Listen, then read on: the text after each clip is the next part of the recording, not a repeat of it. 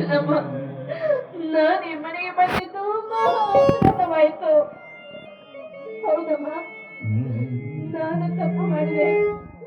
ನಾನು ನನ್ನ ಗಂಡನ ಮನೆಯಲ್ಲಿ ವಿಷ ತೆಗೆದುಕೊಂಡು ಸತ್ತು ಹೋಗ್ತೇನೆ. ಅಮ್ಮ, ನಾನು ಈ ಮನೆಗೆ ಬಂದು ದೊಡ್ಡ ತಪ್ಪು ಮಾಡಿದೆ. ಅಮ್ಮ, ಇಲ್ಲಮ್ಮ, ಇವತ್ತೇ ಕೊನೆ.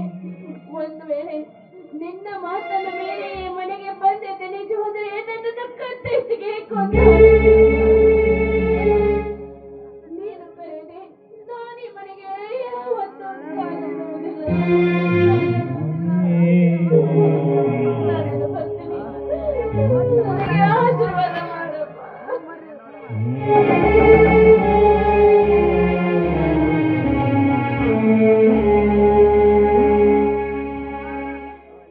ಏನಂತ ಆಶೀರ್ವಾದ ಮಾಡಿಕೊಂಡು ಹೋಗವ್ವ, ಹೋಗು.